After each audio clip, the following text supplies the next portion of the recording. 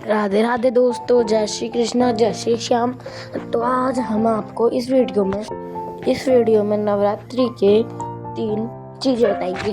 सबसे पहली चीज़ जौ कैसे बोए, दूसरी चीज़ नवग्रह कैसे पधारे, तीसरी चीज़ कलश कैसे स्थापना करें। तो इस वीडियो के लिए आप हमारे साथ जुड़े रहें। सबसे पहले हम आपको आज बताएंगे कि जौ हम कैसे बोएं। सबसे पहले हमको एक साफ पात्र लेके उसमें सातिया बना लेना है और उसकी पूजा कर लेनी है। और फिर उसके साइड को आसपास 9 तिलक लगाने हैं 9 ग्रह के लिए, क्योंकि नवरात्रि में 9 दिन होते हैं। 10वें दिन होता है दशहरे का। तो फिर हम चंदन से तिलक करने के बाद रोली से तिलक कर लेंगे। रोली से तिलक हमको हर चीज़ पर करना है जो चीज़ें हमने चंदन से बनाई हैं।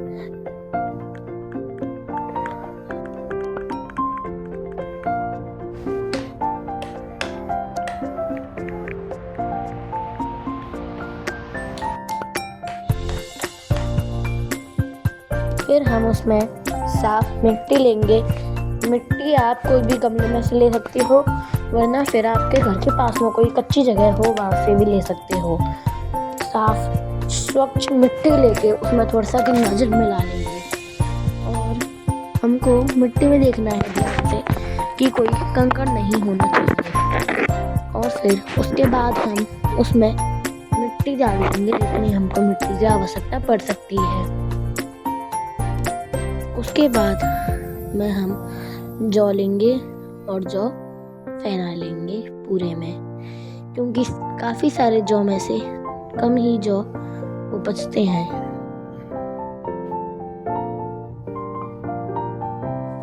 और फिर हम जौ बोने के बाद उसके ऊपर थोड़ा सा पानी डाल देंगे।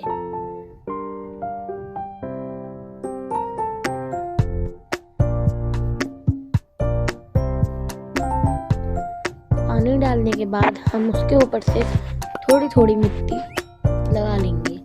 हमको ज़्यादा मिट्टी नहीं लगानी है, थोड़ी थोड़ी ही लगानी है कि बस वो थोड़ा सा छिप जाए। और फिर दोबारा से हम पानी दे देंगे।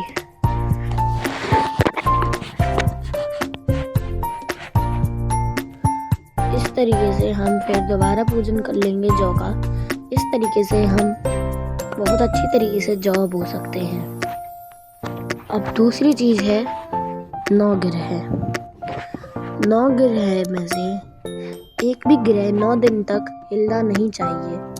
इसलिए आप चाहें तो उनके ऊपर थाली भी रख सकते हैं, वरना फिर उनको साइड में बनाएं जिस जगह पे वो नहीं हिले।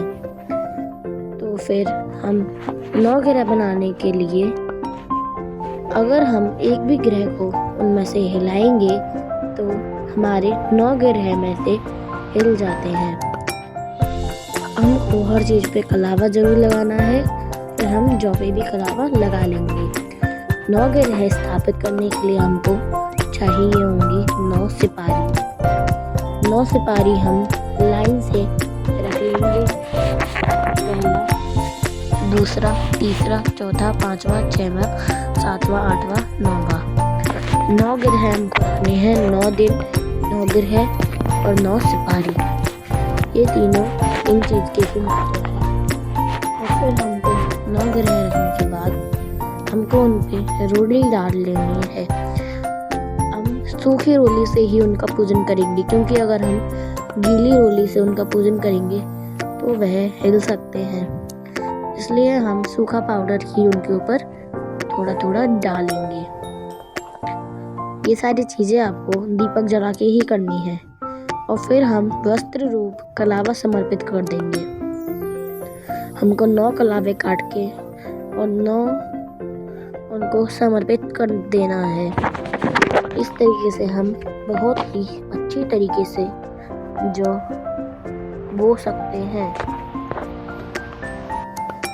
और 9 ग्रह भी स्थापित कर सकते हैं और कलश स्थापना हम आपको अभी दिखाएंगे। काफ़ी सारे लोग कलश स्थापना करते हैं तो उसके ऊपर नारियल रखते हैं। नारियल रखते हैं तो वो नारियल कभी कभी प्रसाद चढ़ा देते हैं और खा लेते हैं। लेकिन आपको ये सारी चीज़ें नहीं करनी चाहिए। आपको उस नारियल को जहाँ पे आप पैसे रखते हो उस जगह पे रखना चाहिए। कलश के लिए हम एक सुपारी, सिक्का और लौंग लेंगे और एक जल से भरा हुआ लोटा लेंगे। उसमें इन सारी चीज़ों को डाल देंगे और हल्दी और चावल डाल देंगे। फिर हम अशोक के नहीं तो फिर आम के पत्ते लेंगे 5। हम चाहें तो 9 भी ले सकते हैं और हम चाहें तो 5 भी ले सकते हैं। फिर हम उसके बाद में एक नारियल लेंगे। नारियल के ऊपर हम सबसे पहले एक रेड कपड़ा लपेटेंगे। अगर आपके पास रेड कपड़ा है तो उसको लपेट सकते हैं और अगर आपके पास माता रानी की चुंदरी है तो आप उसको भी लपेट सकते हैं। लेकिन ध्यान रखें वो चुंदरी यूज़ में नहीं ली हो। और उसके बाद में हमको कलावा लपेट के और उसको रख देना है। इस तरीके से हम बहुत ही अच्छी तरीके से